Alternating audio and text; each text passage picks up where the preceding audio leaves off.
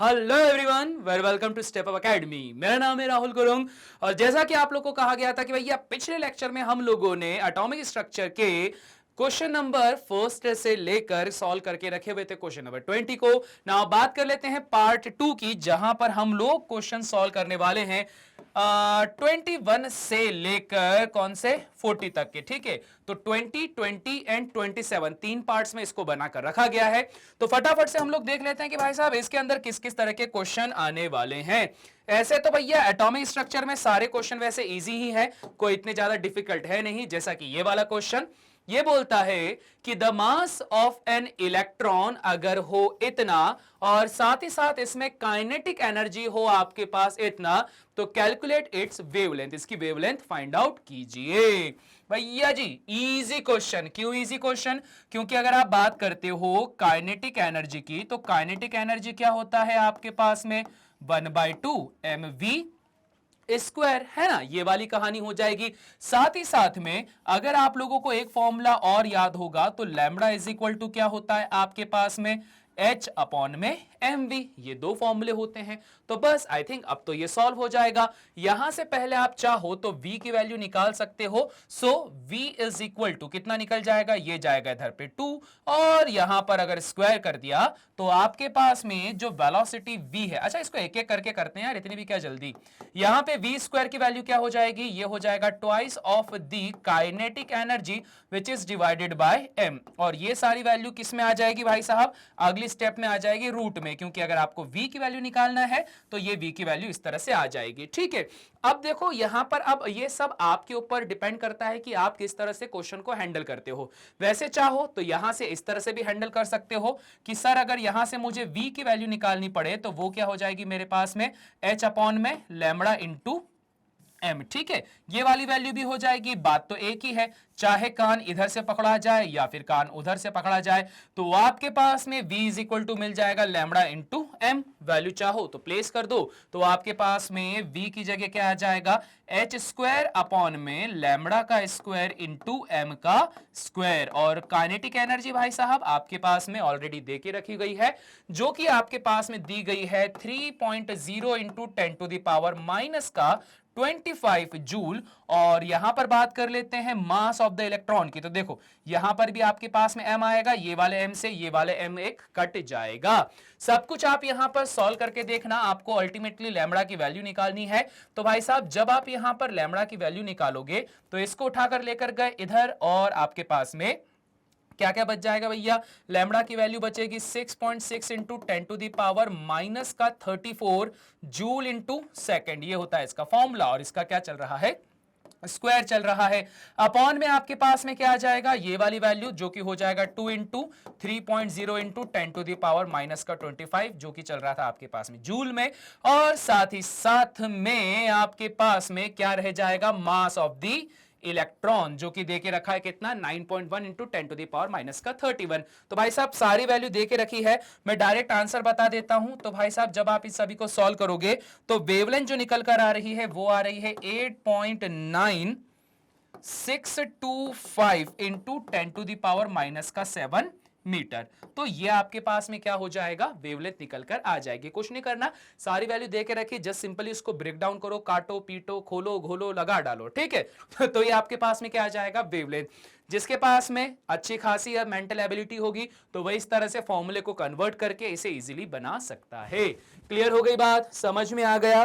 तो बस रे भाई इतना सा ही क्वेश्चन है, इसमें इतना ही करना है। चलिए जी अभी मैं इसको इरेज कर देता हूं, बढ़ जाते हैं हम लोग अगले क्वेश्चन की तरफ। ये बोलता है which of the following are iso electronic species. Iso electronic वाले क्वेश्चंस ध्यान देना, बहुत ज्यादा इंपॉर्टेंट होने वाले हैं, क्योंकि आगे चलकर आपको इसमें से बहुत क्वेश्चन पूछे जाते हैं regarding your NEET examination, CUET या जेडब्ल्यू मेंस की एग्जामिनेशन। तो आइसो इलेक्ट्रॉनिक सब्सटेंस है आपके पास में, इसकी स्पीसीज बतानी है, कौन कौन से होंगे, इजी है भाई। देखो सबसे पहले क्या बात करके रखी हुई है, सोडियम की। तो भैया जी सोडियम के पास होते हैं टोटल 11 इलेक्ट्रॉन, परंतु आपने सोडियम को सोडियम के आयन में कन्वर्ट कर दिया है, तो एक इलेक्ट्रॉन निकालने की वजह से इसके पास कितने इलेक्ट्रॉन बच जाएंगे? 10 इलेक्ट्रॉन बच जाएंगे। उसके बाद बात करते हैं पोटेशियम की। तो भैया पोटेशियम के पास में कितने इलेक्ट्रॉन्स होते हैं? 19 इलेक्ट्रॉन्स होते हैं। अगर एक इलेक्ट्रॉन आपने निकाल दिया तो K पॉजिटिव के पास में कितने बच जाएंगे? 18 इलेक्ट्रॉन्स। फिर आता है आपके पास में मैग्नीशियम। मैग्नीशियम के पास टोटल होते हैं 12 इलेक्ट्रॉन, परंतु अगर आपने इसको Mg2 पॉजिटिव बना दिया तो इसका मतलब इसके पास कितने इलेक्ट्रॉन बच गए? 12 में से सिर्फ 10 इलेक्ट्रॉन बचे रह गए। फिर आता है आपके पास में कैल्शियम। अगर मैं बात करता हूं कैल्शियम की, तो कैल्शियम के पास टोटल होते हैं 20 इलेक्ट्रॉन्स, परंतु अगर कैल्शियम में से 2 इलेक्ट्रॉन निकाल दिए तो ये कितना बचा देगा? ये बचा देगा 18 इलेक्ट्रॉन्स। उसी तरह से आप बात करते हो सल्फर की, तो सल्फर के अंदर टोटल कितने इलेक्ट्रॉन्स होते हैं भाई साहब? सल्फर में होते हैं टोटल 16 इलेक्ट्रॉन्स, ठीक है। और यहां पर सल्फर को कैसा बना दिया है? S2 negative. 16 इलेक्ट्रॉन ऑलरेडी उसके पास में थे, अब उसमें से भी क्या कर दिया है? उसको 2 इलेक्ट्रॉन और एक्स्ट्रा डाल दिए, तो टोटल इसके पास हो गए 18 इलेक्ट्रॉन। और अगर बात की जाती है ऑर्गन की, तो ऑर्गन आपके पास में क्या होता है? ऑर्गन होता है हमारे पास में एक नोबेल गैस, ठीक है जी। क्या होता है? ऑर्गन होता है हमारे पास में एक नोबेल गैस। तो नोबेल गैस का ऑक्टेट अपने आप में कंप्लीट रहता है। और ऑर्गन के पास कितने इलेक्ट्रॉन रहते हैं भाई साहब? ऑर्गन के पास टोटल होते हैं 18 इलेक्ट्रॉन्स। तो बस इतनी सिंपल सी कहानी है। तो कौन कौन आइसो इलेक्ट्रॉनिक्स हैं आपके पास में? आपके पास में है पोटेशियम, कैल्शियम और ऑर्गन, ठीक है। तो हम यहां पर बोल सकते हैं कि 18 इलेक्ट्रॉन वाले आइसो इलेक्ट्रॉनिक जो आपके पास में है वो है हमारे पास में K पॉजिटिव, साथ ही साथ में है हमारे पास में Ca2 पॉजिटिव और ऑर्गन। वहीं पर 10 इलेक्ट्रॉन वाले जो आइसो इलेक्ट्रॉनिक हैं वो कौन कौन से हैं? Na positive and Mg2 positive. एक इसमें नाम हमारा S2 नेगेटिव भी छूट गया था।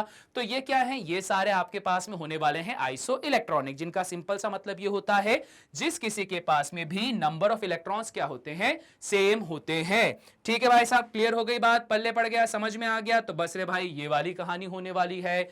नाउ इसके बाद में क्वेश्चन नंबर 23 पर आ जाओ। 23 भी इजी है। Right the electronic configuration of the following ions. बहुत बहुत बहुत इजी क्वेश्चन है। अब देखो हाइड्रोजन की बात की जाए तो हाइड्रोजन के पास में कितने इलेक्ट्रॉन होते हैं भाई साहब? 1 इलेक्ट्रॉन, परंतु हाइड्रोजन में H नेगेटिव है। तो H नेगेटिव होने की वजह से हाइड्रोजन के पास टोटल कितने इलेक्ट्रॉन है? यहां पे 2 इलेक्ट्रॉन। तो 2 इलेक्ट्रॉनों का इलेक्ट्रॉनिक कॉन्फ़िगरेशन क्या आ जाएगा आपके पास में? 1s2।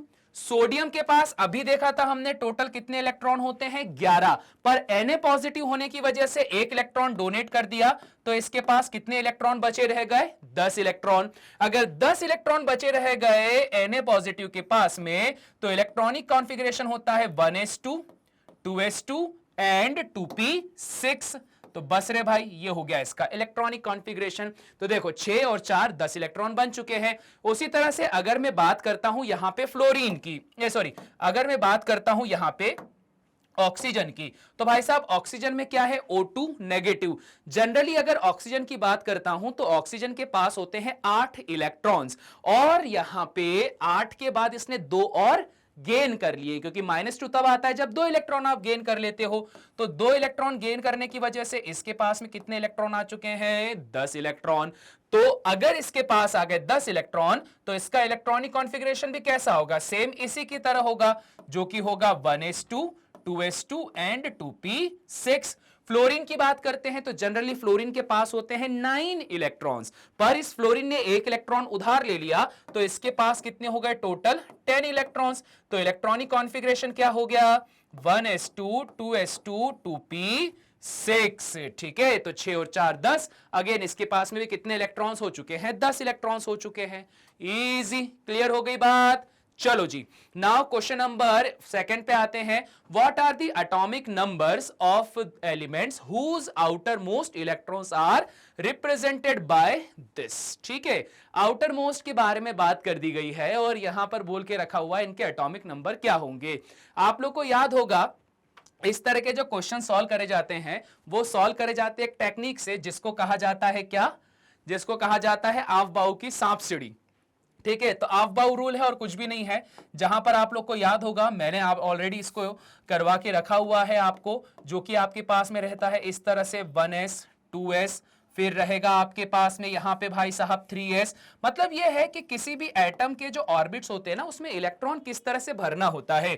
3s के बाद आता है भाई साहब हमारे पास 4s, फिर आता है 5s, फिर आएगा 6s और आएगा फिर 7s, और 2s के बाद में जैसे यहां पर आएगा 2p 3p, फिर आएगा आपके पास 4p, फिर यहां पर आएगा 5p, फिर आएगा आपके पास में 6p, फिर आ जाएगा आपके पास 3p के बाद 3d 4d 4f, और यहां पर आ जाएगा 5p के बाद में 5d। ठीक है, थोड़ा सा कलाकारी दिखाना जरूरी है, ताकि अगर आप लोगों का ये वाला पार्ट नहीं हुआ है तो एटलीस्ट वहां ना देखा हो तो यहां तो आप कर ही सको।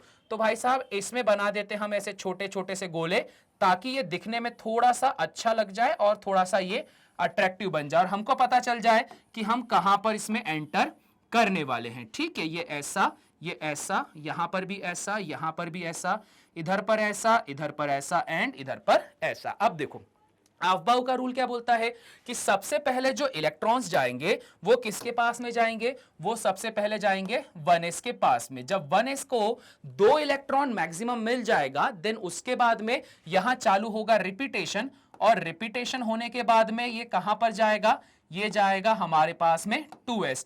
2s के बाद में फिर रिपीट होगा और कहां जाएगा 2p, 2p के बाद जाएगा ये 3s, और फिर से रिपीटेशन होगा 3p, 3p के बाद में 4s, और भैया जी फिर से रिपीट 3d 4p 5s। ठीक है, ये इसी तरह से क्या होते चले जाता है, इसके अंदर यहां पे रिपीटेशन होता चला जाएगा, और ऐसा ऐसा ऐसा, ये इधर पे ऐसा, इधर पे ऐसा, इधर पर ऐसा। ठीक है, ये कहानी हो जाएगी। अब ये बनाने का मेरा मेन मकसद यहां पर ये था कि जब आपके पास में लिखा हुआ है 3s1, तो आपको ये पता होना चाहिए। ठीक है, इस पर ये बोलता है कि 3s1 का एटॉमिक नंबर क्या होगा। तो ध्यान दो, 3s के भरने से पहले 1s भरा होगा, 2s भरा होगा और 2p भी भरा होगा। ठीक है, ध्यान देना, ऑफ-बाउ रूल है ना, पहले जो आपके पास लो एनर्जी लेवल वाले होते हैं उन्हें फुलफिल करा जाता है। तो सबसे पहले 3s1 को भरने से पहले है, सबसे पहले कौन भरा होगा, 1s1, फिर उसके बाद 2s2, फिर 2p2, और फिर गाड़ी कहां आई है, 3ps पे आई है।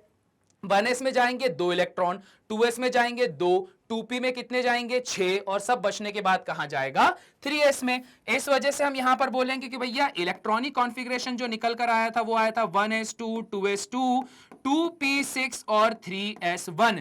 टोटल देखा जाए तो 2 और 2 4, 6 4 10 और 1 11। तो 3s1 में होते हैं 11 इलेक्ट्रॉन, जो कि सिंबलाइज करता है सोडियम को।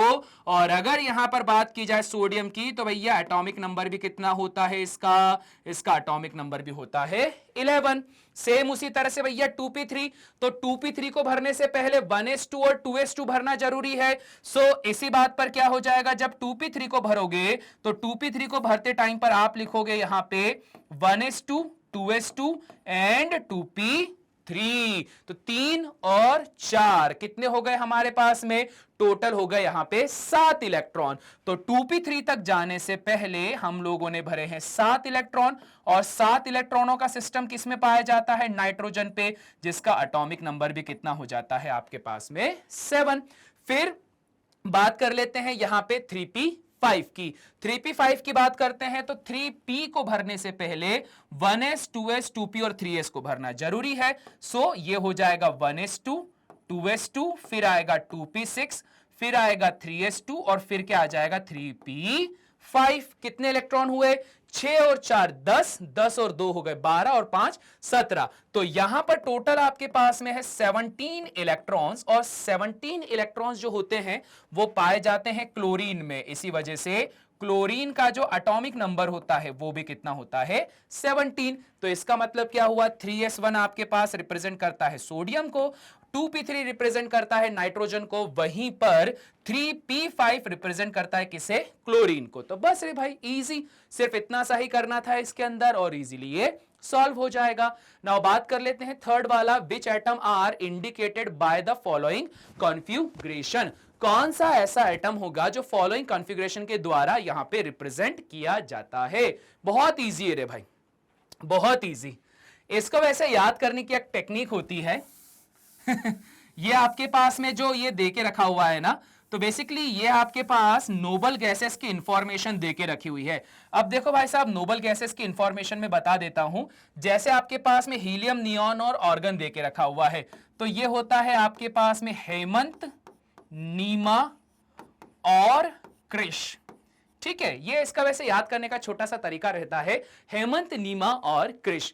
तो यहां पर होता यह है कि आपके पास में जो हीलियम होता है, इसके पास में मैक्सिमम होते हैं 2 इलेक्ट्रॉन। नियॉन की बात की जाए तो मैक्सिमम होते हैं 10 इलेक्ट्रॉन, और ऑर्गन की बात की जाए तो इसके पास कितने होते हैं, 18 इलेक्ट्रॉन। हमारे पास 3 की ही जरूरत है, बाकियों से कोई मतलब ज्यादा नहीं है ना। अगर हीलियम के पास में 2 इलेक्ट्रॉन है, तो इसका मतलब इसका इलेक्ट्रॉनिक कॉन्फ़िगरेशन क्या होना चाहिए, एटलीस्ट 1s2 तो होना ही चाहिए। तो यह जो हीलियम और 2s1 बताया है ना, तो इसका मतलब क्या कि भैया हीलियम में से क्या ले लो, हीलियम में से आप ले लो यहां पे 1s2। तो अगर आपने 1s2 ले लिया तो टोटल कितने इलेक्ट्रॉन हो गए, 2 और 1 3 इलेक्ट्रॉन हो गए।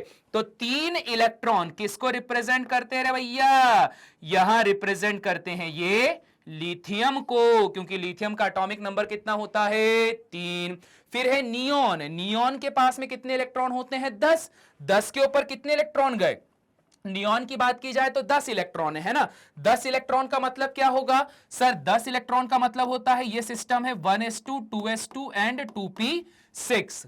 ठीक है, तो यहां पर 10 इलेक्ट्रॉन हो गए नियॉन के, 10 में 2 और जोड़े तो 12, 3 और जोड़े तो कितना हो जाएगा, 15 हो जाएगा। तो यहां आप बोल सकते हो कि सर टोटल कितने इलेक्ट्रॉन है आपके पास में, 15 इलेक्ट्रॉन है। 15 इलेक्ट्रॉन वाला सिस्टम आपके पास में क्या होता है, नाइट्रोजन के जस्ट नीचे मौजूद फास्फोरस। फास्फोरस के पास कितने इलेक्ट्रॉन होते हैं, 15। तो ये 15 इलेक्ट्रॉन का सिस्टम। ऑर्गन की बात की जाए तो ऑर्गन में कितने इलेक्ट्रॉन होते हैं भाई साहब, 18। 18 का मतलब होता है सर ये है 1s2 2s2 2p6 3s2 and 3p6। ये कहानी है। तो इस कंडीशन पे टोटल हमारे पास में यहां पर है 18 इलेक्ट्रॉन्स। 18 में 2 और ऐड कर दिए तो कितना हो जाएगा, 20 और 1 21। ठीक है, तो 21 टोटल इलेक्ट्रॉन्स यहां पर रखे हुए हैं। और 21 इलेक्ट्रॉन का जो सिस्टम होता है या जो एटम होता है वो कौन सा होगा आपके पास में, स्कैंडियम, जिसका एटॉमिक नंबर भी 21 पाया जाता है। तो ये क्या है, एक डी ब्लॉक एलिमेंट है, या फिर जिसे कहा जाता है एक ट्रांजिशन एलिमेंट होता है। क्लियर हो गई बात, समझ में आ गया। तो बस रे भाई इतनी सी कहानी है। तो एक तो आपको अफबाउ रूल पढ़ना बहुत ज्यादा जरूरी है, साथ ही साथ में ये वाला पॉइंट भी ध्यान रखना जरूरी है कि कई बार जो इलेक्ट्रॉनिक कॉन्फ़िगरेशन होते हैं वो नोबल गैसेस के बेसिस पर भी करवाए जाते हैं, और उसी बेसिस पर इस क्वेश्चन को करा गया है। ठीक है जी, चलिए इसका स्क्रीनशॉट लो, देन हम लोग बढ़ते हैं आगे। ठीक है, ठीक है, 23 डन। नाउ बात कर लेते हैं 24 की। अब ये बोलता है what is the lowest value of N. N is equal to मतलब क्या, एन इज इक्वल टू हमारे पास होता है नंबर ऑफ ऑर्बिट। ठीक है, तो यहां पर यह बोलता है कि ये बताओ what is the lowest value of N that allows G orbital to exist. तो जो जी ऑर्बिटल को एग्जिस्ट करने में हेल्प करेगा, या जहां पर जी ऑर्बिटल लोवेस्ट वैल्यू पे एग्जिस्ट कर सकता है। ठीक है, अब ये कहानी हम लोग किस तरह से पढ़ते थे, अगर आप लोग को याद हो तो आप लोगों को ऑलरेडी मैं एक मैग्नेट क्वांटम नंबर के बारे में बता चुका हूं, जिसका नाम होता है आपके पास में क्या, एजीमुथल क्वांटम नंबर। ठीक है जी, क्या होता है, azimuthal quantum number. Azimuthal quantum number को डिफाइन करते हैं एल से, फॉर्मूला होता है हमारे पास में n-1। और एजीमुथल क्वांटम नंबर की जो वैल्यू होती है ना, वो आपके पास में हर एक ऑर्बिटल के लिए अलग अलग होती है। जैसे आप सबसे शुरुआत में बात करते हो s ऑर्बिटल के लिए, तो ये होता है 0। p ऑर्बिटल के लिए बात की जाए तो ये हो जाएगा 1।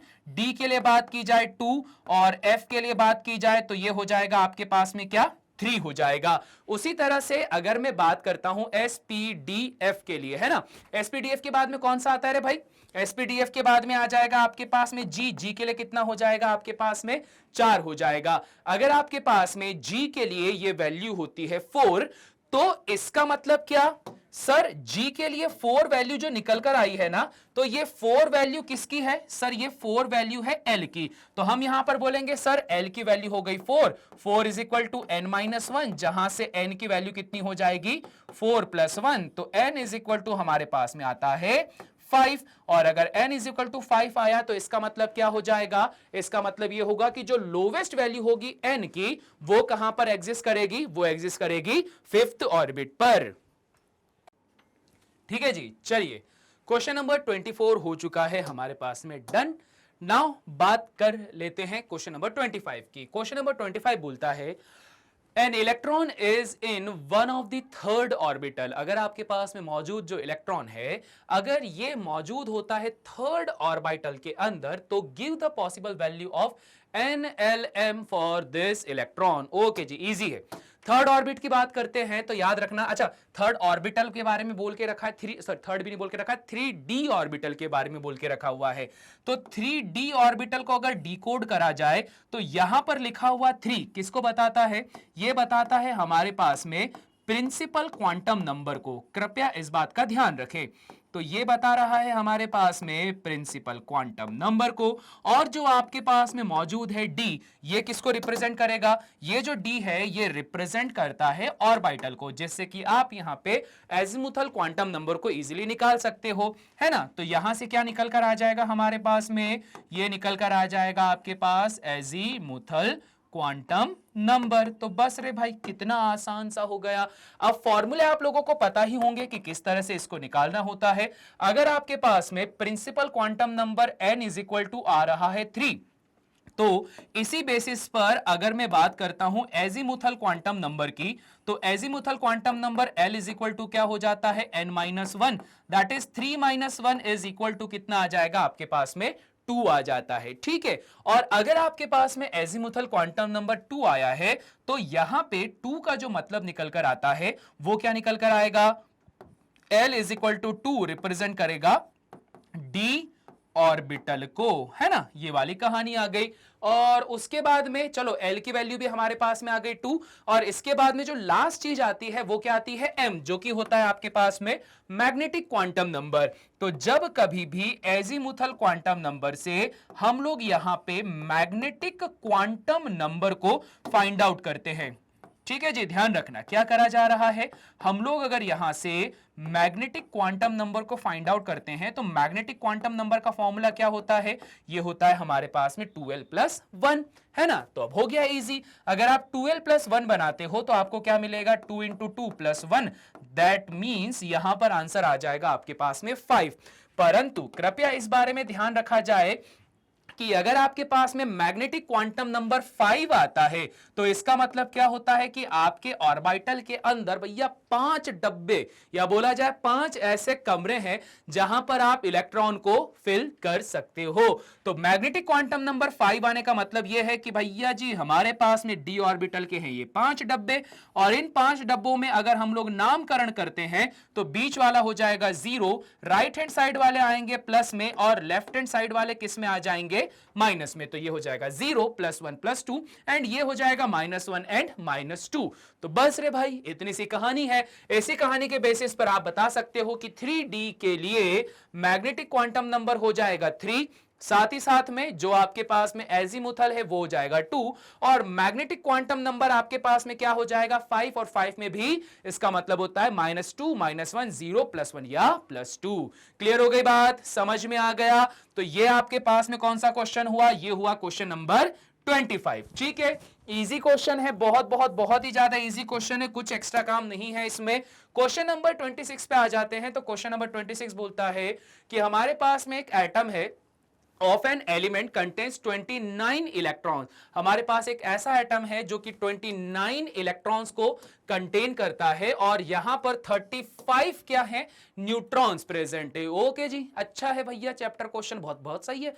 एटम आपके पास एलिमेंट है, कंटेन करता है 29 इलेक्ट्रॉन एंड 35 न्यूट्रॉन। डिड्यूस, आपको क्या बताना है, number of protons and electronic configuration of the element. अरे भाई कितना इजी है। अब देखो यहां पर सबसे इंपॉर्टेंट पॉइंट ये ध्यान देना है कि पूरे के पूरे क्वेश्चन में कहीं पर भी ये नहीं लिख कर रखा है कि आखिरकार इसके अंदर कोई स्पेशल केस तो नहीं है, कहीं ऐसा तो नहीं है कि इसने इलेक्ट्रॉन को डोनेट कर दिया हो जिस वजह से ये यहां पर कैटायनिक फॉर्म पे आ गया, या इसने इलेक्ट्रॉन को गेन कर लिया जिस वजह से ये यहां पे एनायनिक फॉर्म पे आ गया। कुछ तो ऐसा हम लोगों ने करा नहीं है। अगर हम लोगों ने कुछ ऐसा करा नहीं है तो इस सिचुएशन पे क्या आ जाएगा भाई, इस सिचुएशन पे क्वेश्चन हो जाएगा हमारे पास बहुत बहुत बहुत ही ज्यादा इजी। क्यों? क्योंकि हम बोलते हैं कि अगर आप बात करते हो कि जब भी कोई नॉर्मल कंडीशन होती है, ठीक है, नॉर्मल कंडीशन या बोला जाए नॉर्मल स्टेट पर किसी भी एटम के अंदर नंबर ऑफ इलेक्ट्रॉन्स बराबर होते हैं किसके, नंबर ऑफ प्रोटॉन्स के। तो इसी वजह से हम बोलते हैं कि भैया हमारे पास अगर इलेक्ट्रॉन है कितने 29, तो प्रोटॉन भी कितने हो जाएंगे सर, प्रोटॉन भी हो जाएंगे हमारे पास में 29। द नंबर ऑफ प्रोटॉन्स हम लोगों ने फाइंड आउट कर लिया जो कि है 29। अगर प्रोटॉन आपके पास में 29 है तो आपको क्या बताना है, उसका इलेक्ट्रॉनिक कॉन्फ़िगरेशन बताना है। इजी है रे भाई। इलेक्ट्रॉनिक कॉन्फ़िगरेशन क्या निकल कर आ जाएगा भैया, 29 प्रोटॉन की अगर बात की जाए तो इन लोगों ने बहुत खतरनाक घेर दिया है, क्योंकि 29 प्रोटॉन पे एटॉमिक नंबर हो जाएगा 29, जो कि होता है आपके पास में कॉपर का। और कॉपर के ही इलेक्ट्रॉनिक कॉन्फ़िगरेशन में यह बोला जाता है कि कॉपर का इलेक्ट्रॉनिक कॉन्फ़िगरेशन एक ऐसा एक्सेप्शनल केस होता है जहां पर फुलफिल ऑर्बिटल के ज्यादा स्टेबिलिटी की वजह से छोटा सा आपको एक चेंज देखने को मिलता है। कैसा, चलो देखते हैं। सबसे पहले अगर ऑफ-बाउ रूल लगाओगे तो इलेक्ट्रॉनिक कॉन्फ़िगरेशन आता है 1s2, 2s2 एंड 2p6। फिर क्या आ जाएगा आपके पास में 3s2, फिर आ जाएगा 3p6, फिर आता है आपके पास में 4s2, फिर आना चाहिए 3d9 आना चाहिए, है ना। तो ये आना चाहिए इलेक्ट्रॉनिक कॉन्फ़िगरेशन 29 इलेक्ट्रॉन्स का।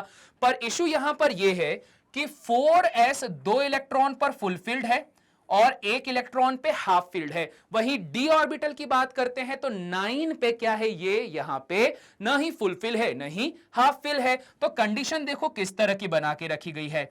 यहां पर ये रखा हुआ है हमारे पास में 4s2 जहां पर 2 इलेक्ट्रॉन प्रेजेंट है, और वहीं यहां पर बना के रखा जाएगा हमारे पास में 3d9 को, जहां इलेक्ट्रॉन होंगे 1 2 3 4 5 और 1 इलेक्ट्रॉन एक्स्ट्रा हो जाएगा जिसको क्या कहा जाएगा, ये 6th वाला इलेक्ट्रॉन बन जाएगा। तो 6 इलेक्ट्रॉन यहां बना के रखे हैं, सॉरी कितने हैं, 9 है, तो ये हो जाएगा ऐसा ऐसा और ऐसा। ये इसके पास कितने इलेक्ट्रॉन हो गए, 9 इलेक्ट्रॉन्स।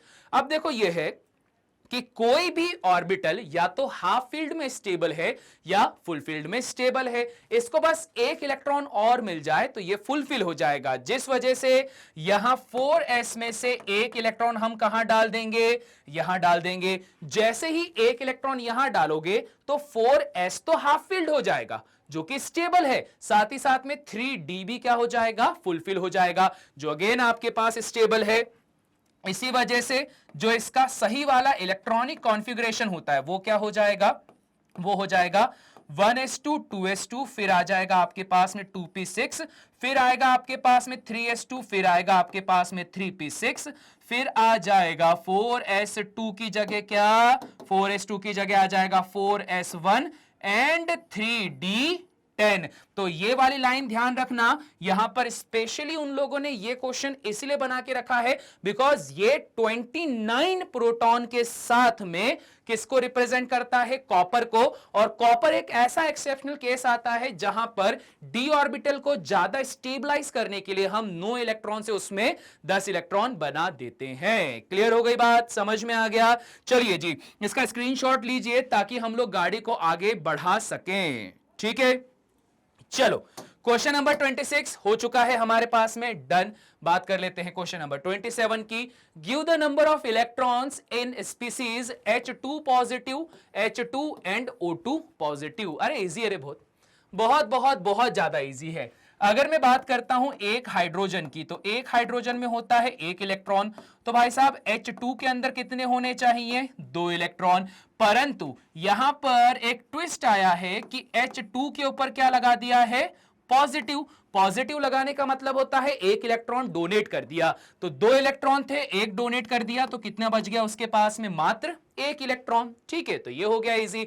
फिर बात करते हैं H2 की, तो ये H2 तो ऑलरेडी मैं निकाल ही चुका हूं कि H2 के पास में कितने इलेक्ट्रॉन होते हैं, 2 इलेक्ट्रॉन। और अगर O2 पॉजिटिव की बात की जाए तो एक ऑक्सीजन के पास होता है 8 इलेक्ट्रॉन, तो ऑब्वियस बात है O2 के पास कितना हो जाएगा, O2 के पास हो जाएगा 16 इलेक्ट्रॉन्स। परंतु हम लोगों ने कहानी में ट्विस्ट क्या लाए, हम लाए सर O2 के ऊपर एक पॉजिटिव चार्ज है, मतलब 16 में से एक इलेक्ट्रॉन इसने सामने वाले को डोनेट कर दिया है। जैसे इसने एक इलेक्ट्रॉन डोनेट कर दिया तो इसके पास कितने इलेक्ट्रॉन बच गए, 15 इलेक्ट्रॉन्स, तो बस हो गया। O2 पॉजिटिव के पास हो गए 15 इलेक्ट्रॉन्स, हाइड्रोजन के पास हो गया 1 इलेक्ट्रॉन्स, और साथ ही साथ में H2 पर कितने इलेक्ट्रॉन्स आ चुके हैं, 2 इलेक्ट्रॉन्स आ चुके हैं। सो ये हो गया हमारे पास में क्वेश्चन नंबर 27। ठीक है भैया जी, क्लियर हो गया। अरे बहुत इजी क्वेश्चन है रे, बिल्कुल भी टफ नहीं है, नॉर्मल सी काउंटिंग कर रहे हो और कुछ एक्स्ट्रा काम नहीं कर रहे हो। इसके अलावा क्वेश्चन नंबर 28 पर बढ़ जाते हैं, जहां पर बोलता है कि आपके पास में एक एटॉमिक ऑर्बिटल है जहां पर n इज इक्वल टू देके रखा हुआ है 3, what are the possible values of L and M। ये कहानी है, कितना आसान है। n इज इक्वल टू अगर आपके पास में 3 होता है तो n इज इक्वल टू 3 होने का मतलब क्या, कि यहां पर बात चल रही है कि ये आपके पास में थर्ड ऑर्बिट से बिलोंग करता है। अगर ये थर्ड ऑर्बिट है तो थर्ड ऑर्बिट में जो आपके पास एजीमुथल क्वांटम नंबर होता है L, तो फॉर्मूला क्या होता है n-1। n-1 अगर सॉल्व करोगे तो 3 - 1 कितना आंसर आ जाएगा भाई साहब, 2 आंसर आ जाएगा। अगर आपके पास में आंसर आया है 2, तो इसका मतलब यह है कि आपके पास यहां पर भाई साहब 0 ऑर्बिटल भी हो सकते हैं। ठीक है, L की वैल्यू की बात की जाए तो आपके पास में ये जो L की वैल्यू है ना, ये L की वैल्यू 0 भी हो सकती है, और 0 किसको रिप्रेजेंट करती है, S को। या आपके पास में L की जो वैल्यू है वो 1 भी हो सकती है, जो रिप्रेजेंट करती है P को, और साथ ही साथ में जो आपके पास L की वैल्यू है वो 2 भी हो सकती है, जो रिप्रेजेंट करती है किसे, D को। तो ये हो जाएगा आपके पास L की कहानी। वहीं आप बात करते हो मैग्नेटिक क्वांटम नंबर की, तो मैग्नेटिक क्वांटम नंबर का फॉर्मूला तो आपको मैंने बता के ही रखा हुआ है, जो कि होता है आपके पास में 2L+1। जब आप L की अलग अलग वैल्यूज यहां पे रखोगे तो L की अलग अलग वैल्यूज रखने पर आपके पास M की जो एक वैल्यू आएगी पहले S के लिए, वो कितना आएगा, 1।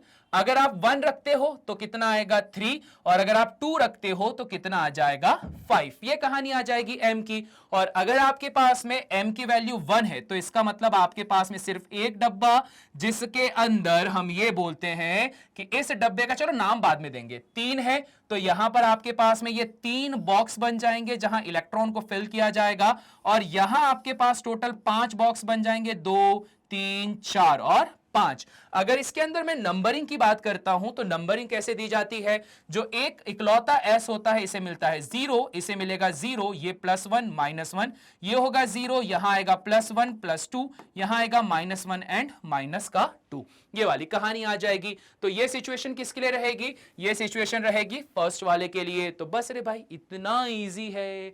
सेकंड वाला, list the quantum number of magnetic and L of electrons for 3D orbital. Okay ji, अगर 3D ऑर्बिटल है तो उसके लिए आपको क्या करना है, क्वांटम नंबर्स M और L की बात करनी है। अरे कितना आसान है रे, हैं 3D ऑर्बिटल है तो यहां पर ये देखो आपके पास में 3D ऑर्बिटल के लिए L की वैल्यू कितनी हो जाएगी, 2, और M की वैल्यू कितनी हो जाएगी, 5 हो जाएगी। अब भी निकाला, और अगर आपके पास में ये 5 हो जाता है तो ऑब्वियस बात है, यहीं दिखाई दे रहा था 5 डब्बे थे सर, तो एक था आपके पास 0 -1 सॉरी +1 +2 -1 -2, तो बस यही कहानी है।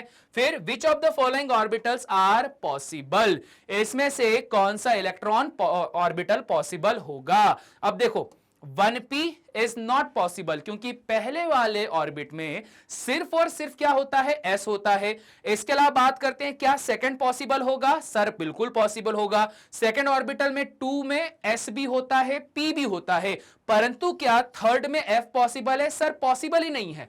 क्योंकि अगर आप n = 3 रखते हो तो n = 3 रखने पे L की वैल्यू कितनी आ रही है, 2, और 2 पर जो मैक्सिमम वैल्यू शो होती है मैग्नेटिक क्वांटम नंबर के लिए, वो क्या हो जाएगा आपके पास में, ये d ऑर्बिटल को रिप्रेजेंट करेगा। सो इसका मतलब क्या है, आप यहां पर बोलोगे कि सर 1p नहीं पॉसिबल है और 3f नहीं पॉसिबल है, सिर्फ और सिर्फ क्या पॉसिबल है, 2s एंड 2p यहां पे पॉसिबल है। क्लियर हो गई बात, पल्ले पड़ गया, समझ में आ गया। चलिए जी, अब फटाफट स्क्रीनशॉट ले लो, हम बढ़ते हैं अब आगे। ठीक है जी, चलो question number 29। Using SPD notation describe the orbital with the following quantum numbers. अरे इजी है रे, एसपीडी बताना है, ये बताना आसान है। आपके पास n इज इक्वल टू 1 है, मतलब कौन सा ऑर्बिट की बात चल रही है भाई, यहां बात चल रही है फर्स्ट ऑर्बिट की। साथ ही साथ में अगर l की वैल्यू 0 हो, तो अभी मैंने बताया था अगर आपके पास में l की वैल्यू 0 हो तो ये रिप्रेजेंट करता है s को, 1 रिप्रेजेंट करता है p को, 2 करता है d को, और 3 रिप्रेजेंट करता है f को। तो इस बेसिस पर यहां पर क्या बन जाएगा, ये बन जाएगा 1s। s में मैक्सिमम कितने इलेक्ट्रॉन जा सकते हैं सर, s में मैक्सिमम 2 इलेक्ट्रॉन जा सकते हैं। ठीक है, फिर आता है आपके पास में n इज इक्वल टू 3, तो मतलब तीसरा ऑर्बिट, और l की वैल्यू 1 है, तो 1 वैल्यू किसको रिप्रेजेंट करती है, p को, तो p के अंदर 1 से लेकर 6 इलेक्ट्रॉन तक आपके पास में जा सकते हैं। n इज इक्वल टू 4 मतलब फोर्थ ऑर्बिट, और l मतलब 2 मतलब क्या, d ऑर्बिटल। अब यहां पे फोर्थ ऑर्बिट में d ऑर्बिटल, और d ऑर्बिटल में 1 से लेकर 10 इलेक्ट्रॉन आसानी से जा सकते हैं। n इज इक्वल टू 4, तो यहां पर आ जाएगा आपके पास में 4, और l इज इक्वल टू 3 मतलब क्या, 3 के लिए होता है f ऑर्बिटल, और यहां पर 1 से लेकर 14 इलेक्ट्रॉन तक यहां पे जा सकते हैं। तो बस रे भाई, ये हो गया आपके पास में 29 वाला question. Now question number 30, one of the best question जो आपको एग्जामिनेशन में क्लास 11th में पूछा जाता है। अगर आपके पास में explain the giving reason for the following sets of the quantum numbers are not possible, इसमें से कौन सा set of quantum number possible नहीं होगा। चलिए जी देख लेते हैं।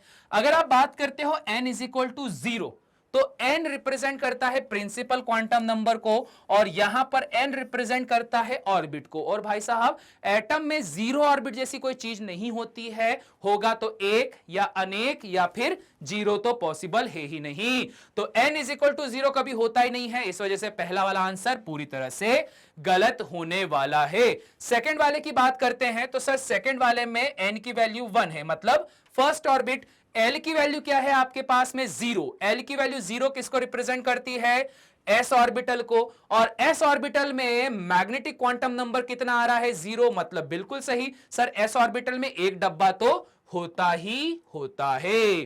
तो ये वाली कहानी। अब जो स्पिन क्वांटम नंबर है वो कितना आ रहा है, -1/2। अब इसका ध्यान रखना, आपके पास में 2 वैल्यू होती है, अगर इलेक्ट्रॉन सीधा है तो आंसर क्या आएगा, +1/2, परंतु इलेक्ट्रॉन उल्टा है तो आंसर कितना आएगा आपके पास में, -1/2। ठीक है भाई साहब, ये ध्यान रखना, अगर इलेक्ट्रॉन उल्टा है तो आंसर आएगा आपके पास -1/2। और याद रखना, इलेक्ट्रॉन को भरते टाइम पर जो माइनस वाली वैल्यू होती है वो सिर्फ तभी आती है जब रिपीटेशन चालू होता है। मतलब क्या, आपके पास 3 डब्बे हैं, तो इलेक्ट्रॉन 1 2 3 4 जब यहां आएगा तभी आपके पास में माइनस की वैल्यू चालू हो जाएगी। दैट मींस अगर स्पिन क्वांटम नंबर -1/2 है तो इसके पास में कितने इलेक्ट्रॉन होंगे, 2 इलेक्ट्रॉन, तो इसका यहां पर क्वांटम नंबर क्या बन जाएगा, 1s2, मतलब ये वाला तो पॉसिबल है। इसके बाद अगला वाला, अगर आपके पास n इज इक्वल टू 1 हो जाए, ठीक है जी, बिल्कुल सही, first orbit l is equal to 1 मतलब p orbital, m is equal to 0 मतलब बीच वाला डब्बा, मतलब क्या हो जाएगा सर, यहां पर आ रहा है, अरे भाई साहब कितना खतरनाक, ये तो भाई साहब दूसरा वाला फिर से गलत है, दूसरा मतलब तीसरा वाला गलत है। क्यों, क्योंकि भाई पहला ऑर्बिट है,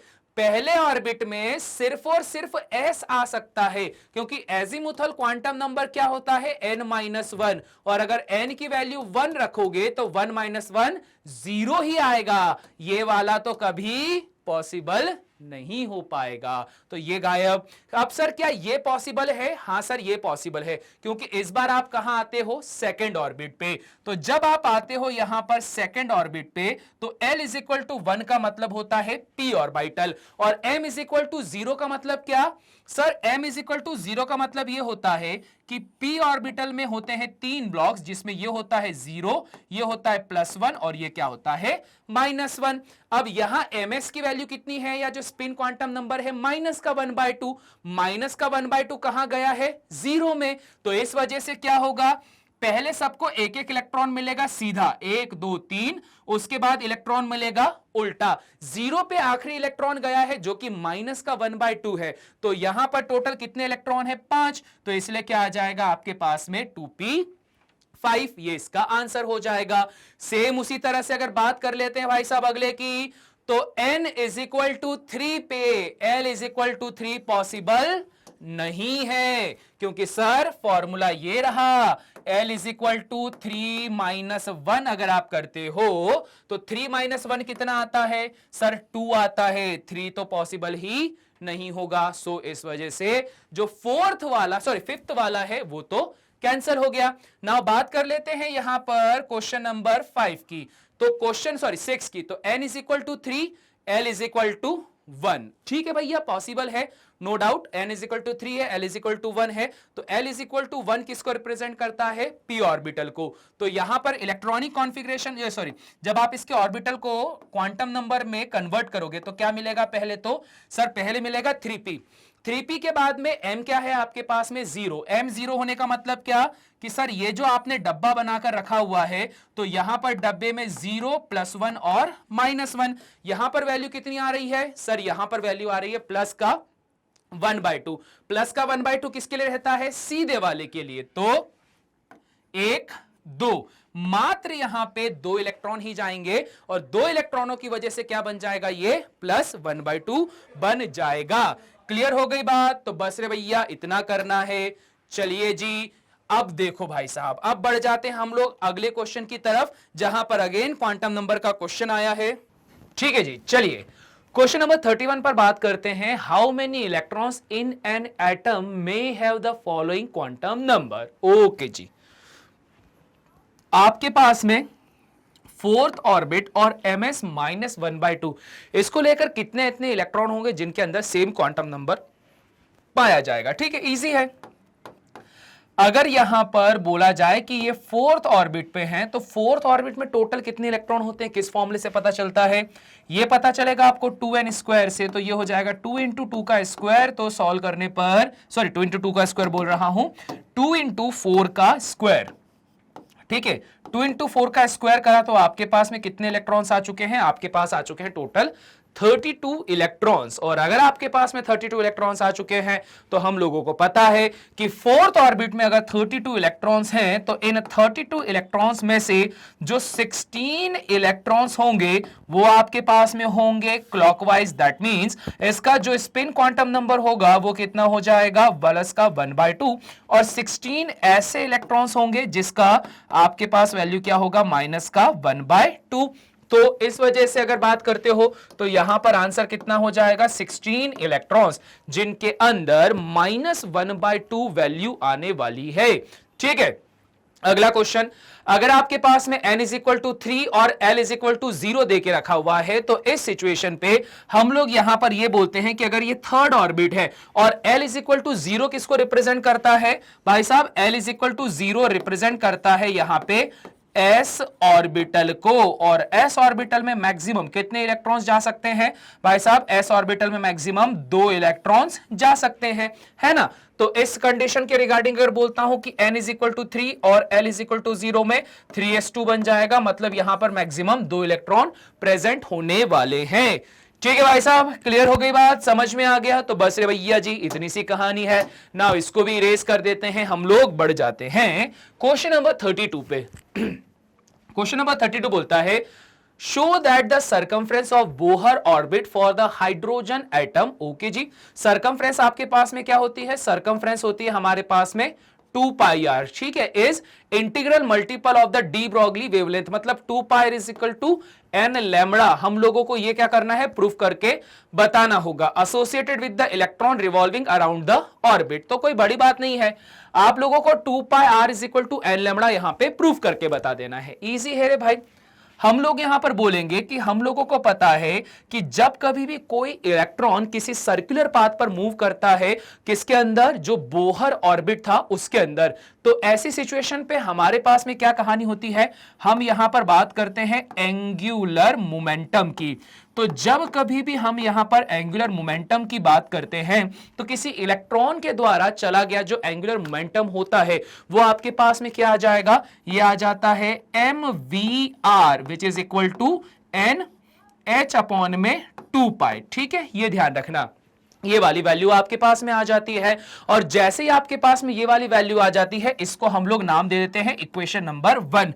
अब अगर मैं बात करता हूं इसी तरह से, आप अगर वेवलेंथ लैम्बडा की बात करते हो तो लैम्बडा इज इक्वल टू क्या होता है मेरे पास में, ये होता है h अपॉन में mv, है ना। तो यहां से आप क्या करने वाले हो भाई, यहां से आप लोग mv की वैल्यू निकालने वाले हो। तो mv इज इक्वल टू हमारे पास में क्या हो जाएगा सर, ये हो जाएगा हमारे पास में h अपॉन में लैम्बडा।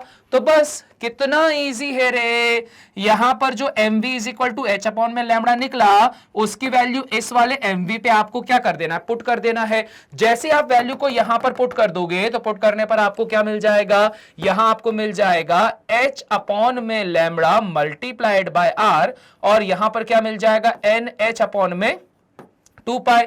h से h कैंसल, लैम्बडा को उठाकर यहां लेकर जाओ, 2 पाई को उठाकर यहां लेकर चले जाओ, और साथ ही साथ में जब लैम्बडा इधर जाएगा तो आपको क्या मिलेगा, n lambda is equal to 2 pi r, या बोला जाए भैया उसी के जैसे ही बना दो, 2 पाई को उठा के इधर ले जाता हूं तो यहां आपके पास आ जाएगा 2 pi r is equal to n lambda. तो 2 pi r is equal to n lambda, ये हो जाएगा सॉल्व, और ये आपके पास में क्या आ जाएगा, आंसर। बस एक छोटी सी टर्म याद रखनी है, that is a angular momentum, की एंगुलर मोमेंटम क्या होता है। तो एंगुलर मोमेंटम किसी इलेक्ट्रॉन के लिए होता है mvr, जिसकी वैल्यू होती है nh अपॉन में 2 पाई। तो बस रे भैया छोटा मोटा सा डेरिवेशन है, जरा सा सिंपल सा, इसको सॉल्व कर दिया तो आपके पास में आंसर आ जाएगा।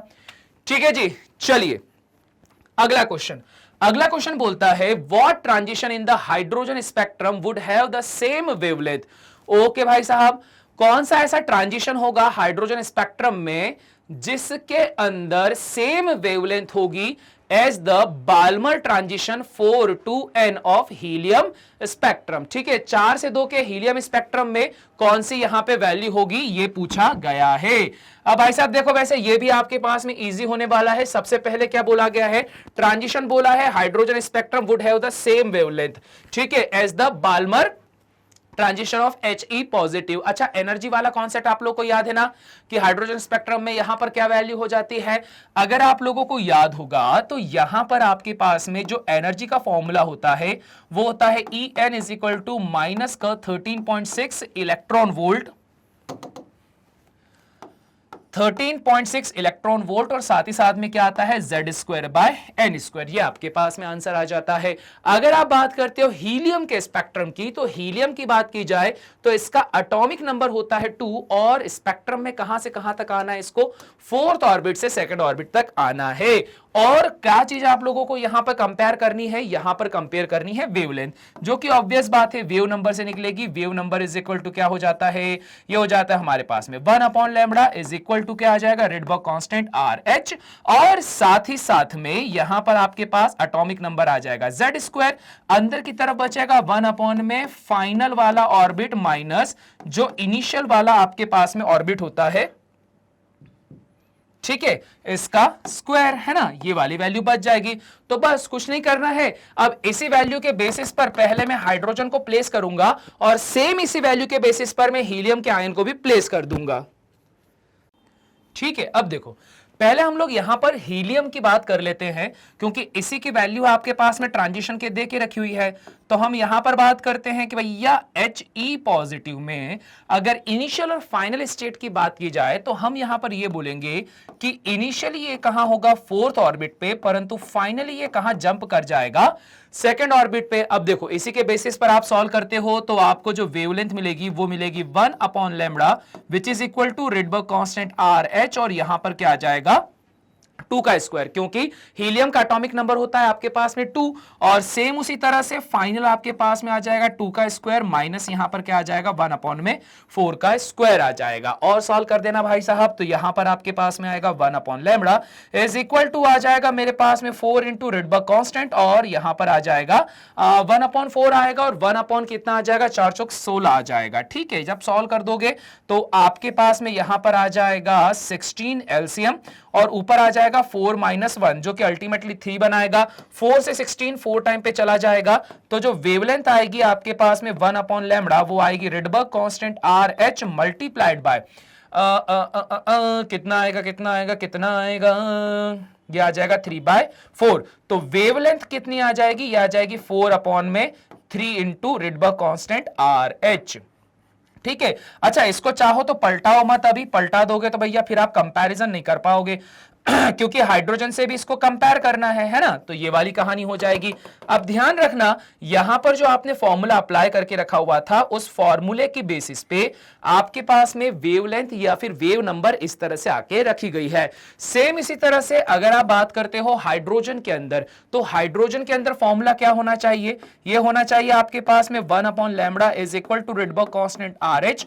एटॉमिक नंबर होता है 1, इसलिए 1 का स्क्वायर अपॉन में क्या आ जाएगा आपके पास में फाइनल का स्क्वायर माइनस क्या आ जाएगा आपके पास में इनिशियल का स्क्वायर आ जाएगा। अब देखो दोनों को जब आप कंपैरिजन करते हो तो कंपैरिजन करने पर क्या होगा 1/λ दोनों के मान लिए बराबर होते हैं। तो इस सिचुएशन पे आपके पास में जो फॉर्मूला बनेगा वो बनकर आएगा आपके पास में RH ऐसा, RH is equal to multiplied by 1/में 1/में आ जाएगा फाइनल वाले का स्क्वायर माइनस 1/में आ जाएगा इनिशियल वाले का स्क्वायर। फिर साथ ही साथ में आपके पास में क्या हो जाएगा, ये आपके पास ये वाली value which is equal to Rydberg constant आपके पास चलेगा RH मल्टीप्लाइड बाय आ जाएगा आपके पास 3/4। रिडबर्ग कांस्टेंट से रिडबर्ग कांस्टेंट क्या हो जाएगा, क्या नाम से माइनस कर दोगे, आपके पास में ये वाली वैल्यू आ जाएगी। अब देखो 3/4 कब पॉसिबल होगा सर, 3/4 यहां पर आपके पास में सिर्फ तभी पॉसिबल हो पाएगा जब आप यहां पे अगर इसकी वैल्यू क्या ले लोगे 1 और इसकी वैल्यू क्या ले लोगे 2 ले लोगे। ठीक है, तभी पॉसिबल हो पाएगा। अगर 1 और 2 आप यहां पे लेते हो तो आपको क्या मिलेगा 1/में 1 का स्क्वायर माइनस 1/में 2 का स्क्वायर, जो कि अल्टीमेटली क्या बना देगा 3RH/4 का फॉर्मेशन कर देगा।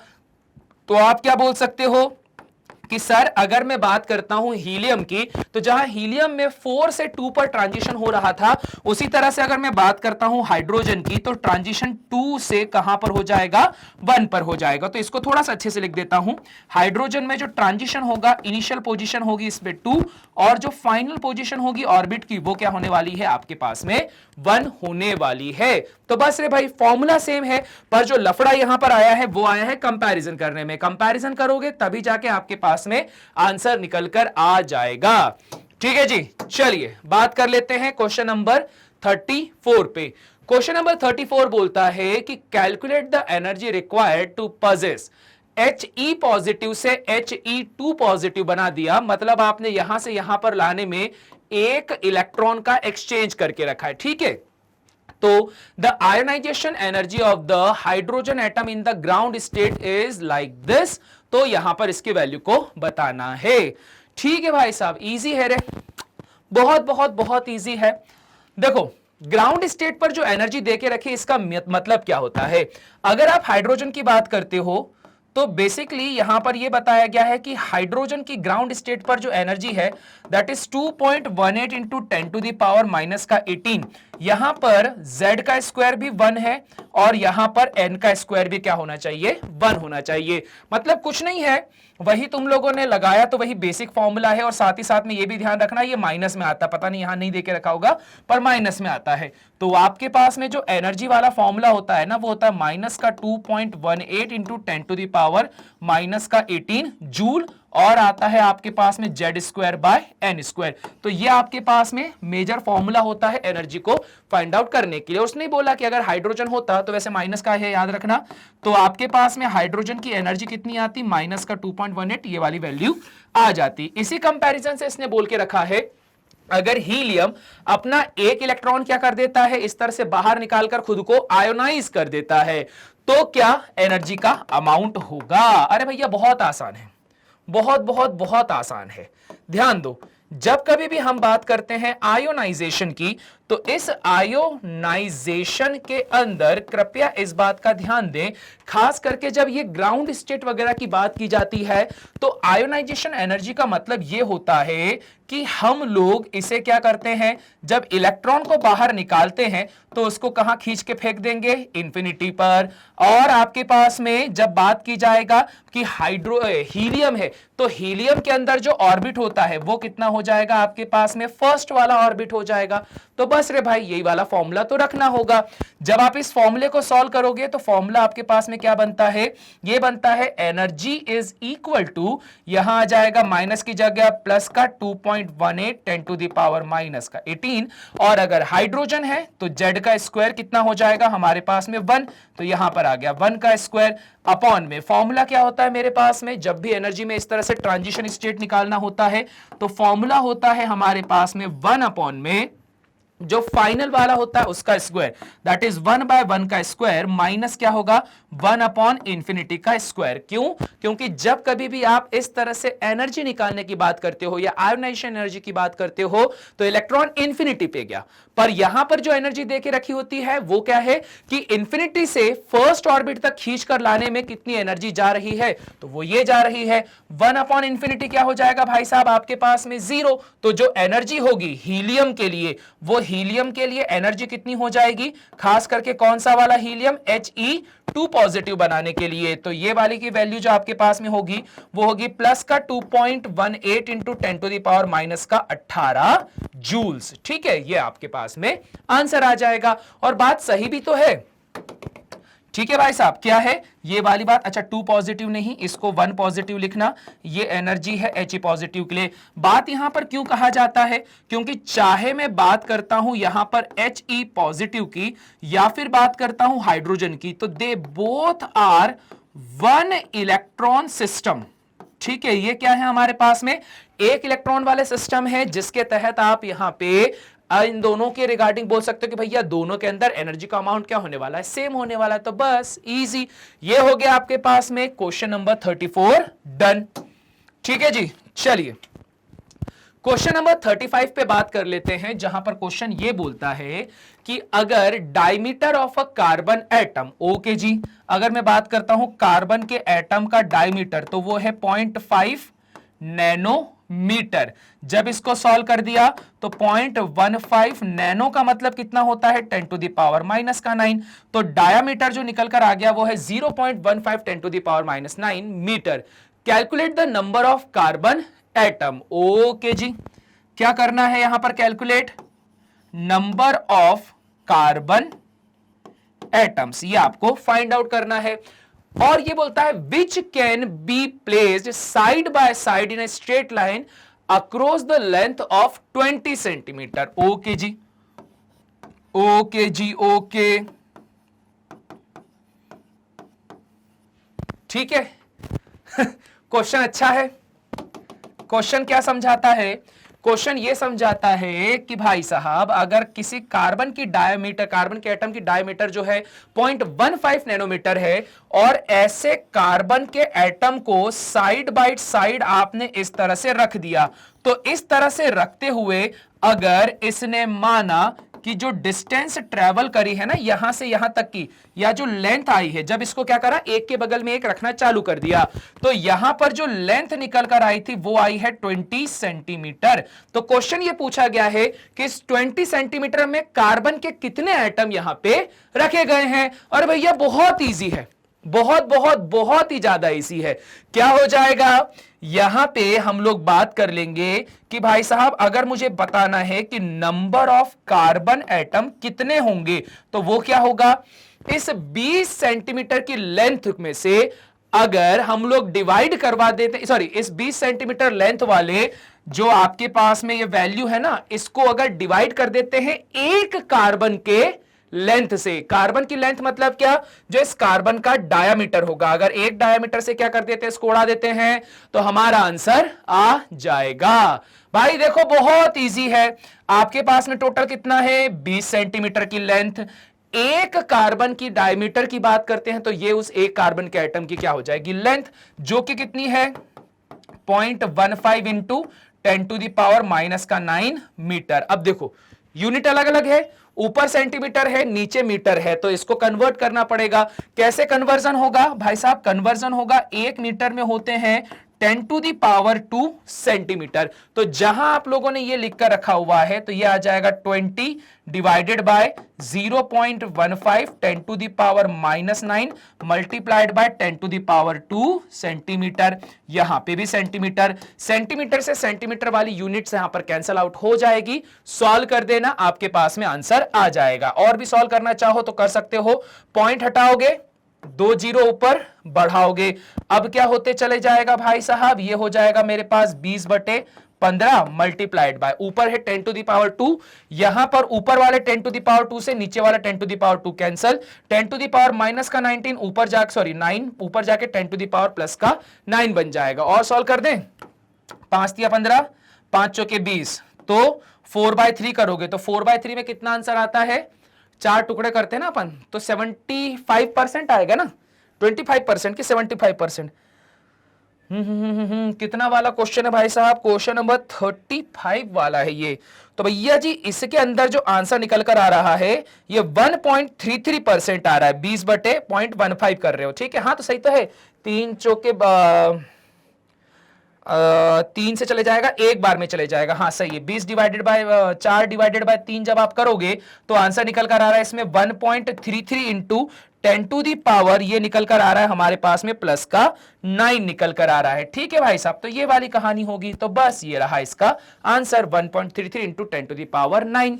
क्लियर हो गई बात, समझ में आ गया। तो बस रे भैया ये क्वेश्चन आपके पास में इतना सही है, कुछ एक्स्ट्रा काम नहीं है। आपने बोला कि 20 सेंटीमीटर की लेंथ में से आपने एक कार्बन का जो डायामीटर था या उसकी लेंथ बोली जाए उसको डिवाइड करवा दिया है, तो बस आपके पास में आंसर आ जाएगा। नाउ बात कर लेते हैं हम लोग क्वेश्चन नंबर 36 पे। क्वेश्चन नंबर 36 क्या बोलता है, अगर आपके पास में 2 × 10⁸ atoms of carbon arrange side by side, ठीक है, वही वाला कहानी कि आपने क्या करा, एक के बगल में एक 2 × 10⁸ एटम्स, इन सभी को जमा दिया है।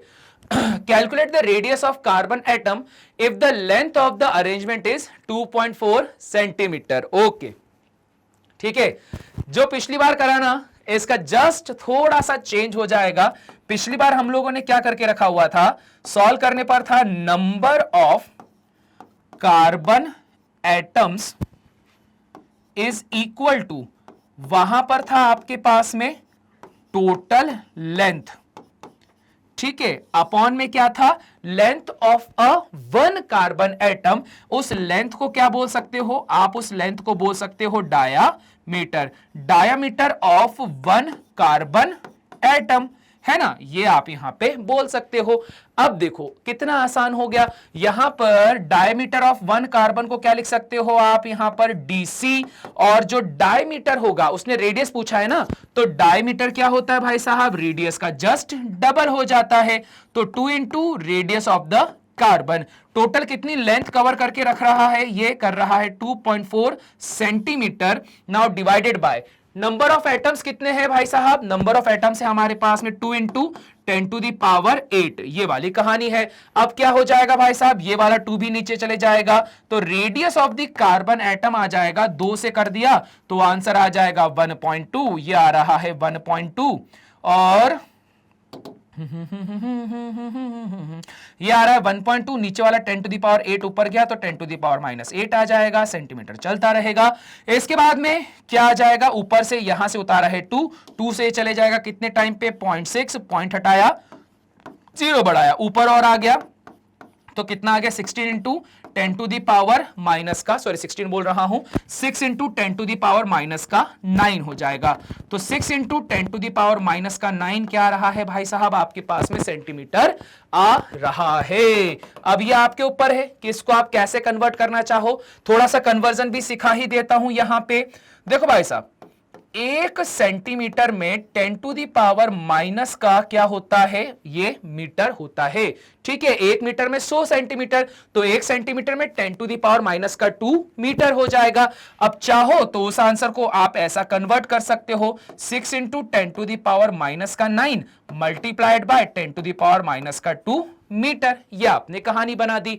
अब देखो इस कहानी से क्या होगा, आप चाहो तो इसको ऐसा लिख सकते हो, 6 इंटू 10 टू दी पावर, आपके पास में इसे लिखा जा सकता है, अगर देखो 10 टू दी पावर माइनस का 9 मीटर है, तो 10 टू दी पावर माइनस का 9 आपके पास में क्या हो जाएगा, 10 टू दी पावर माइनस का 9 आपके पास में कहलाता है असल में कौन सा मीटर, नैनोमीटर। तो 6 इंटू 10 टू दी पावर जो -9 है, अगर तुम उसको हटा दो तो ये 10 टू दी पावर -9 और मीटर मिलाकर क्या बना देगा, ये बना देगा आपके पास में नैनोमीटर। 10 टू दी पावर -9 की वैल्यू होती है।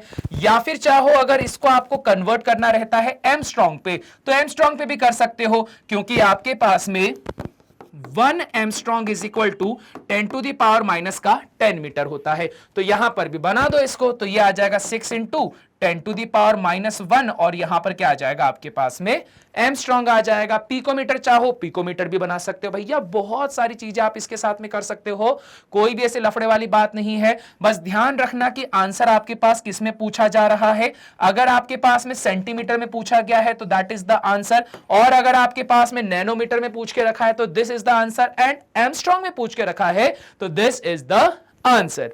ठीक है जी, चलिए इसका स्क्रीनशॉट लो, अच्छा क्वेश्चन है। फिर हम लोग फटाफट कौन से क्वेश्चन पे बढ़ने वाले हैं, हम लोग बढ़ने वाले हैं क्वेश्चन नंबर 37 पे। Question number 37, the diameter of zinc is 2.6 angstrom, calculate the radius of zinc in picometre. Okay भाई साहब, अगर आपके पास में डायमीटर जो है, ठीक है, डायमीटर ऑफ जिंक कितना है 2.6 एमस्ट्रॉन्ग, तो रेडियस कितनी हो जाएगी भाई साहब, रेडियस ऑफ जिंक आपके पास में हो जाएगा 1.3 एमस्ट्रॉन्ग, क्योंकि डायमीटर का हाफ क्या होता है, डायमीटर का हाफ होता है रेडियस। तो हम बोलते हैं भाई साहब ये है 1.3 angstrom. 1 angstrom is equal to होता है 10 टू द पावर माइनस का 10 मीटर। तो जहां एमस्ट्रॉन्ग था वहां पे 10 टू द पावर माइनस का 10 मीटर आ गया। अब बात कर लेते हैं पीको। पीको के लिए क्या होता है भैया जी, अगर आप बात करते हो यहां पर पिकोमीटर की, तो पिको कहां आता है, deci centi milli micro nano, nano के बाद आता है पिको। तो पिको में क्या आता है 10 टू दी पावर माइनस का 12 आता है। तो भाई साहब मुझे कुछ ऐसा करना है कि ऊपर की तरफ 10 टू दी पावर क्या बन जाए, माइनस का 12 बन जाए। ठीक है, तो यहां 10 टू दी पावर माइनस का 12 बनाने के लिए मैं यहां पर एक छोटी सी टेक्निक लगाता हूं। मैं यहां पर यह बोलता हूं, अगर मैं 10 टू दी पावर -2 से मल्टीप्लाई और 10 टू दी पावर -2 से क्या कर देता हूं, डिवाइड कर देता हूं, तो कोई फर्क नहीं पड़ना चाहिए, क्योंकि दोनों वैल्यू क्या है आपके पास में सेम है। तो 10 to the power -2 divided by 10 to the power -2 1 आएगा, और 1 का कहीं पे मल्टीप्लाई कर दो। अब क्या होगा, अब यहां पर हम लोगों ने देखो टेक्निक लगा दी, 10 और 2 12, तो 10 टू दी पावर -12 यहां पर लिख सकते हो। अब इसको सॉल्व करते ना, तो यह आता 1.3 into 10 to the power minus का 2 ऊपर गया तो ये हो जाएगा प्लस का 2, यहां आ जाएगा 10 टू दी पावर माइनस का 12 मीटर, और 10 टू दी पावर माइनस का 12 मीटर बराबर क्या होता है 1 पिकोमीटर। तो 1.3 इंटू 10 टू दी पावर 2 यहां पर क्या आ जाएगा, पिकोमीटर। तो बस रे भाई साहब ये इसको इस तरह से सॉल्व करना रहेगा। देखो पूरा एक एक करके कन्वर्जन बता रहा हूं कि यहां से पहले ये हुआ, और ये भी ध्यान रखना कि भैया पिको का मतलब ही 10 की पावर -12 है, जबकि मेरे पास कितना था 10, तो 10 को 12 बनाने के लिए मैंने क्या करा, 10 टू दी पावर -2 से मल्टीप्लाई और -2 से डिवाइड कर दिया। ना बात कर लेते हैं भाई साहब इसी के सेकेंड पार्ट की। सेकेंड पार्ट क्या बोलता है, number of atom present in a 1.6 centimeter length if the zinc atoms are arranged side by side lengthwise। देखो अभी करा था है ना, ये टाइप का क्वेश्चन अभी करके रखा था। क्या आया था आपके पास में number of zinc atom is equal to कितना आ जाएगा भाई साहब, ये वाली वैल्यू आपके पास में निकल कर आएगी, नंबर ऑफ जिंक एटम बराबर जो टोटल लेंथ थी वो that is 1.6 centimetre divided by diameter. अब यहां डायमीटर आएगा, ध्यान रखना, ठीक है, क्या आएगा, diameter of zinc, diameter of zinc, परंतु किसमें सर, ऑब्वियस बात है सेंटीमीटर में। अब देखो क्वेश्चन है तो बहुत इजी, पर लफड़ा क्या दे रहा है, लफड़ा दे रहा है यहां पे कन्वर्जन। तो चलो भाई साहब अब तुमको कन्वर्जन सिखाता हूं। कन्वर्जन के रिगार्डिंग जब आप जाते हो तो हम बोलते हैं सर हमें पता है जिंक का जो डायमीटर आपने दे के रखा है दैट इज अ 12.6 एमस्ट्रॉन्ग, जिसकी वैल्यू आपके पास में होती है 2.6 into 10 to the power minus का 10 मीटर। अगर एमस्ट्रॉन्ग को पहले क्या कर दिया, मीटर में कन्वर्ट कर दिया। और चाहो देखो कुछ लोगों को डायरेक्ट पता है कि 1 एमस्ट्रॉन्ग में कितने मीटर होते हैं, जिन्हें नहीं पता है उनके लिए मैं ये कर रहा हूं।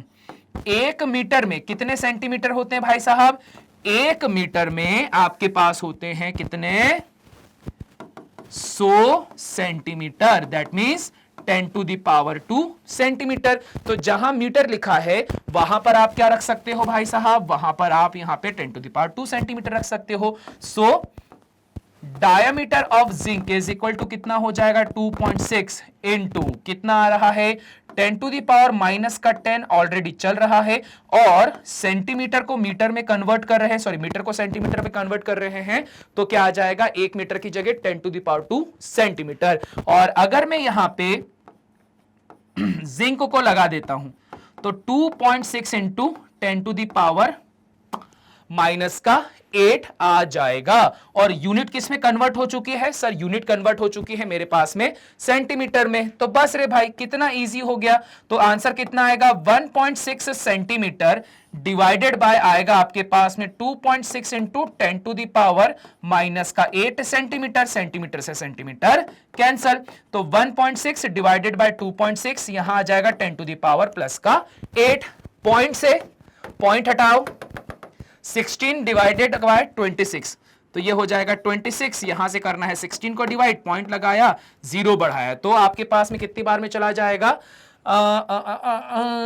25, 6 बार में आता है 150, ठीक है, तो 6 बार में चला जाएगा। तो 6 बार में अगर आप 26 का टेबल बोलोगे तो कितना आ जाएगा आपके पास में, 156 आ जाएगा, है ना, ये होगा ना 25 शंकी 150 और एक और जोड़ दिया, हाँ 156 आ जाएगा, 10 में 6 गए आपके पास में 4 हो जाएगा, ये हो जाएगा कैंसल, ये हो जाएगा कैंसल, 4 नहीं जा सकता, पॉइंट लगा हुआ है, 0 बढ़ा दो, कितनी बार में जाएगा, एटलीस्ट एक बार में कितना आ जाएगा, 26 आ जाएगा, 10 में से 6 गई 4 और 3 में से 2 गया 1, 0 आप अगेन लगा सकते हो। और अगर आप सॉल्व करना चाहो तो एटलीस्ट ये कितनी बार में चला जाएगा, 5 बार में चला जाएगा।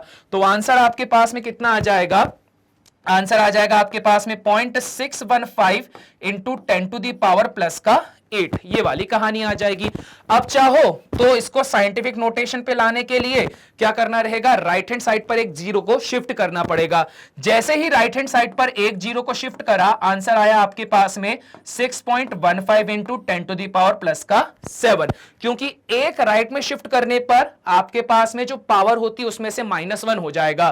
तो आपके पास में नंबर ऑफ कार्बन एटम्स कितने निकल कर आ रहे हैं, जिंक एटम कितना निकल कर आ रहा है, 6.15 into 10 to the power plus का 7 निकल कर आ रहा है। ठीक है भाई साहब, क्लियर हो गई बात। चलिए जी फटाफट इसका स्क्रीनशॉट लीजिए।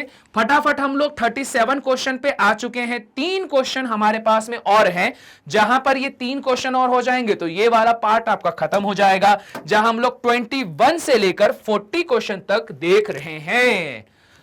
ठीक है भैया, question number 38, a certain particle carries this amount of charge, okay, calculate the number of electrons present in it। कितना सिंपल सा क्वेश्चन है भाई, कितना सिंपल सा क्वेश्चन है। क्या बोल के रखा हुआ है, यहां बताया गया है कि जो आपके पास में टोटल चार्ज है वो है 2.5 into 10 to the power minus का 16 कूलम्स, ठीक है। और हमें पता है कि एक इलेक्ट्रॉन पर जो चार्ज होता है वो होता है 1.6 into 10 to the power minus का 19 कूलम्स। अब इन्होंने क्या बोल के रखा है, calculate the number of electrons present. तो भाई साहब कितना आसान है, अगर आपको निकालना है नंबर ऑफ इलेक्ट्रॉन्स प्रेजेंट तो आप यहां पर कैसे निकाल सकते हो सर, ये निकाला जा सकता है जो भी कोई आपके पास में टोटल चार्ज रखा गया है वो डिवाइडेड बाय जो एक इलेक्ट्रॉन का चार्ज है उसको करके। तो एंटायर वैल्यू में से एक इलेक्ट्रॉन का चार्ज अगर आप डिवाइड कर दोगे तो आपके पास में नंबर्स आ जाएंगे। तो भैया जी टोटल चार्ज कितना है, 2.5 into 10 to the power minus का 16, और एक इलेक्ट्रॉन पे चार्ज कितना है 1.6 into 10 to the power minus का 19, है ना, ये वाली कहानी हो जाएगी। अब सॉल्व करके देख लेना, हटाया कितना आंसर आ रहा है 25 divided by 16 multiplied by 10 to the power minus का 16, ये प्लस माइनस का 19 ऊपर की तरफ जाएगा तो क्या हो जाएगा प्लस का 19 बना देगा। सॉल्व करा 25 16 कितना आता है, 16 को 25 से करना है हमें डिवाइड, कितना करना पड़ेगा, जीरो लगाया 6 बार में कितना आ जाएगा 150, कैंसल कितना बच गया 10, जीरो लगा है 0, कितना आ जाएगा 0.64 आ जाएगा। तो आंसर आपके पास में आ रहा है 0.64 into 10 to the power minus का 16 प्लस का 19, कितना आ जाएगा 16 17 18 19, ये आ जाएगा आपके पास में प्लस का 3 आ जाएगा, ठीक है। और नॉर्मल सॉल्व करके रखा और कुछ भी नहीं, और चाहो तो आप इसको अगर 6.4 बनाते हो तो यहां 10 टू द पावर क्या आ जाएगा प्लस का 2 आ जाएगा, क्योंकि एक पॉइंट हटाकर एक डिजिट यहां ले जाओगे तो जो आपके पास 10 की पावर होती है उसको 1 से क्या कर दोगे, कम कर दोगे। तो बस रे भाई ये हो जाएगा इसका आंसर कि आपके पास में टोटल कितने नंबर ऑफ इलेक्ट्रॉन्स प्रेजेंट होंगे। क्लियर हो गई बात, पल्ले पड़ गया। चलिए जी इसको भी फटाफट इरेज करते हैं। 2 क्वेश्चन हमारे पास में और बचे हुए, जहां पर क्वेश्चन नंबर 39 हमें बोलता है कि हमारे पास में हो रहा है मिलिकन्स एक्सपेरिमेंट। ओके जी, स्टैटिक इलेक्ट्रिक चार्ज है on the oil drop has been obtained by shining X rays. Okay okay okay okay, X rays डाला जाता है तो वो एक्स रे एक्सपेरिमेंट है हमारे पास में, रदरफोर्ड का gold foil experiment, sorry Rutherford बोल रहा हूं, मिलिकन का ऑयल ड्रॉप एक्सपेरिमेंट, जहां पे एक्स रेज को डाला जाता था, वो जो आपके पास में ऑयल की ड्रॉपलेट्स नीचे गिरती रहती थी उनके बारे में, खैर वो भी मैंने पढ़ा के रखा है, मिलिकन ऑयल ड्रॉप एक्सपेरिमेंट। चाहो तो जाके वहां पर आप देख सकते हो कि भैया आखिरकार कैसे मिलिकन ऑयल ड्रॉप एक्सपेरिमेंट होता है। अब इस कहानी पे ये बोल के रखा है, if the static charge on the oil drops, अगर ऑयल ड्रॉप के ऊपर होता है इतना charge, then calculate the number of electrons present in it. जैसा अभी करा था ना सेम वैसा का वैसे ही है।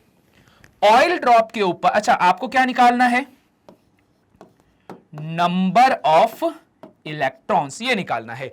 ऑयल ड्रॉप के ऊपर जो टोटल चार्ज देके रखा है दैट इज माइनस का 1.282 into 10 to the power minus का 18 डिवाइडेड बाय, अब देखो क्या कहानी होगी, एंटायर चार्ज है इतना, एक इलेक्ट्रॉन का जो चार्ज होगा वो कितना होगा भाई साहब, एक इलेक्ट्रॉन का चार्ज आपके पास में होता है यहां पे 1.6 into 10 to the power minus का 19, है ना, ये होता है आपके पास में।